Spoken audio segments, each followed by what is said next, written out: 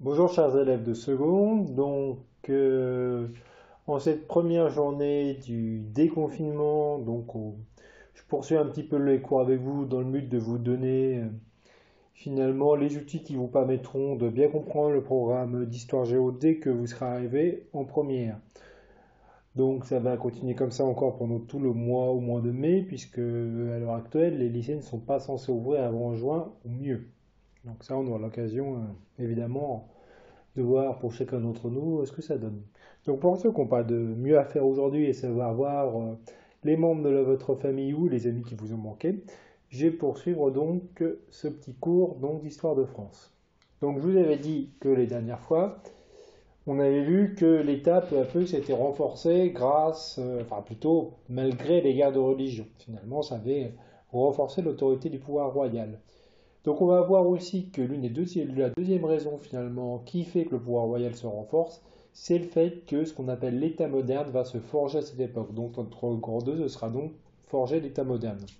Pour ce faire, il y aura trois moyens, la guerre, l'administration et l'argent. Alors,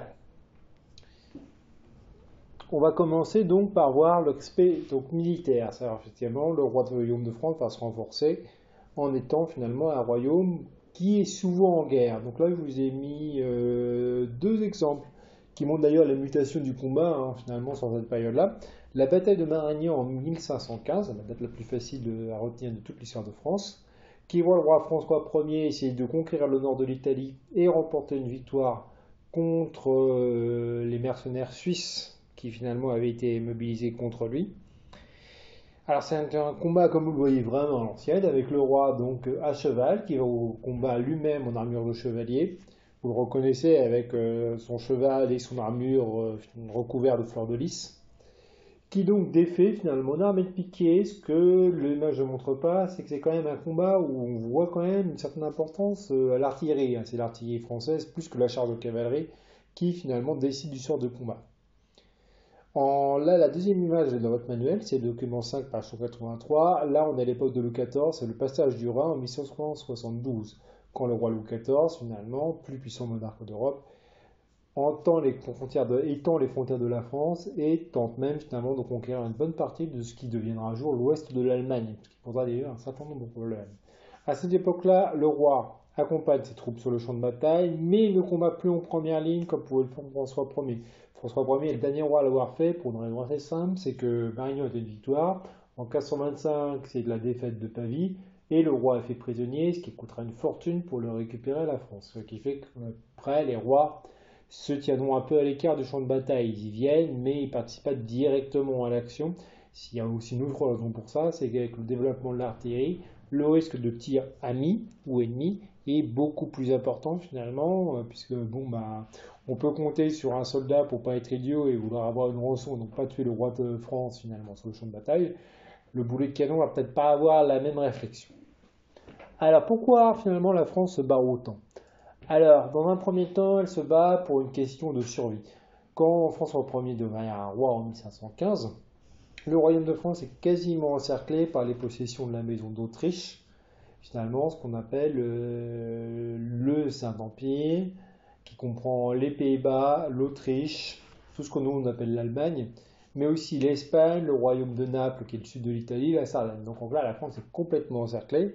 Et la grande affaire pendant toute cette période-là, ça va être la rivalité entre la Maison de France et la Maison d'Autriche pour être finalement la plus puissante sur le continent, avec l'Angleterre qui se tient un peu en embuscade. À l'époque, la France est relativement plus petite qu'aujourd'hui, notamment au nord et à l'est. Par exemple, la ville de Lyon est quasiment une ville frontière finalement. C'est même une ville finalement impériale. Et elle dépend en partie de la France et du Saint-Empire. Vous voyez que les frontières est, par exemple, ne sont pas du tout stabilisées. Verdun est aussi une ville frontière à l'époque. Alors, donc un siècle et demi plus tard, Louis XIV, en fait, a conquis finalement et donne à peu près à la France ses frontières d'aujourd'hui, puisqu'il va conquérir la Franche-Comté, l'Alsace, le Nord, avec la Lorraine qui reste une sorte d'enclave impériale en territoire français indépendante, et aussi une partie du sud-ouest. Et effectivement, Louis XIV, c'est un peu lui qui va donner à la France ses frontières quasiment actuelles, ce qui aura quelques conséquences, hein, parce que finalement, c'est ces conquêtes de Louis XIV qui ne seront jamais vraiment acceptées par les peuples allemands qui tendront à considérer, pas complètement à tort, qu'une province comme l'Alsace est beaucoup plus allemande que française et qu'elle ait été finalement arrachée par la conquête. Notamment parce que la France a beaucoup profité des problèmes religieux du Saint-Empire entre catholiques et protestants pour finalement persécuter les protestants dans son propre royaume en s'alliant avec les princes protestants contre l'empereur catholique. Ce qu'on appelle donc à l'époque la raison d'État, à savoir, il y a la France à l'intérieur qui a ses priorités et il y a la France à l'extérieur qui peut avoir des priorités totalement inverses. Pour protéger donc ce royaume, on va construire des places fortes, donc notamment aux éléments frontières. Ces places fortes, elles diffèrent pas mal donc des châteaux forts médiévaux, qui ne sont pas du tout adaptés à la guerre finalement telle qu'elle se pratique. On utilise de plus en plus d'artillerie et d'armes à feu. Elles sont faites donc pour une guerre très très différente. C'est notamment dans ce cadre-là qu'on a les forteresses de Vauban. Sébastien Vauban, c'est donc l'un des ministres de la guerre de Louis XIV, c'est l'architecte finalement donc de la place forte à la française finalement qui va se répandre. Donc cette espèce de plateforme, donc là vous avez un exemple avec la ville de Neuf-Brisach en Alsace. C'est pas un hasard, hein, toutes les places fortes de Vauban sont évidemment beaucoup plus situées aux frontières, donc aux frontières nord, aux frontières est, à Lille, à Strasbourg par exemple. Et c'est une forteresse donc en étoile avec des tours, une place d'armes au centre, des tours sur les côtés, différents fossés pour ralentir l'ennemi le plus longtemps possible et aussi pour apporter moins de prise. En fait, quelque part, on change un petit peu d'optique, on n'a plus des murs hauts, on a des murs bas, puisque finalement, l'idée c'est que les boulets de canon vont faire moins de dégâts finalement dans ce cadre de configuration-là. Alors, ce royaume qui s'agrandit, puisque donc il correspond, il en prend les régions de ce que nous on appellerait le Nord-Pas-de-Calais, par exemple de l'Alsace, hein, donc on a Strasbourg, Besançon et Lille qui deviennent des forteresses françaises, des villes françaises à cette époque-là. Il est aussi colonial, c'est qu'effectivement, la France a lancé, à la suite du Mexique, de l'Espagne et du Portugal, une série d'expéditions de découvertes puis de conquêtes dans certains territoires, notamment dans ce qu'on va appeler la Nouvelle-France, qui correspond aujourd'hui donc au Québec, une grosse partie du Canada, et aussi dans ce qu'on appelle parfois à l'époque la Louisiane, qui va beaucoup plus loin que l'État de Louisiane actuel, puisque comme vous voyez, c'est à peu près tout le centre des États-Unis. Et aussi, on a des grandes conquêtes en Inde, notamment dans la ville de Pondichéry. À l'époque, il y a une grande rivalité, évidemment, avec les Anglais. Pour répondre à cette rivalité, on va avoir une marine française de plus en plus importante, avec notamment les galères dont je vous parlais la dernière fois. Enfin, il y a un dernier problème là-dedans, c'est que forcément, on a des forteresses, des galères, et on a aussi une armée qui va cesser d'augmenter. On avait 40 000 soldats français pour les guerres d'Italie en 1494.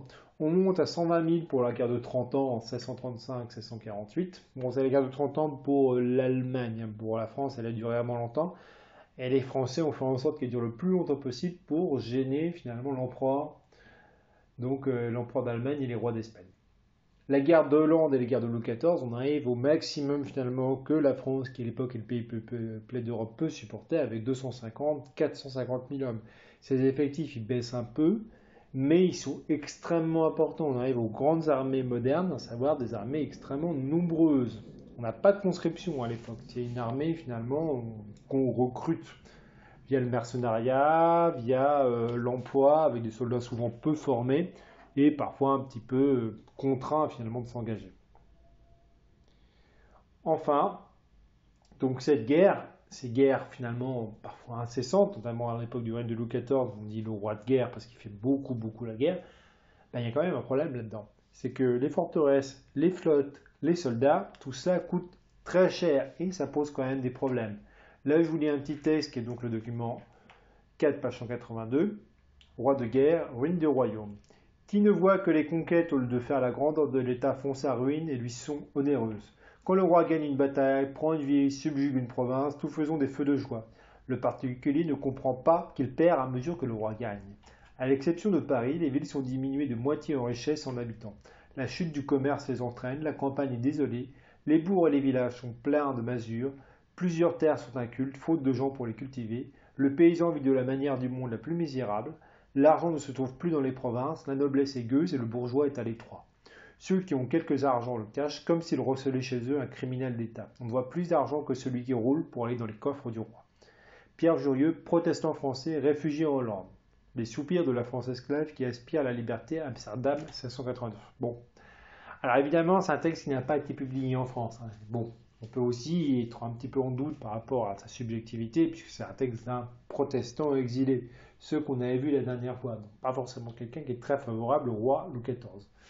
Toujours est-il que ces guerres-là qui font la gloire du royaume de France, qui font de la France le plus puissant royaume d'Europe et de Louis XIV l'homme le plus puissant du monde, oui, ça coûte extrêmement cher et ça va nécessiter justement une réforme de l'administration, une réforme des impôts et aussi une activité commerciale toujours plus importante pour pouvoir les financer. Et c'est ce que nous verrons dans deux autres petites vidéos dans le même format que celle-ci la prochaine fois. Merci de m'avoir écouté, profitez bien de cette première journée de déconfinement. Au revoir.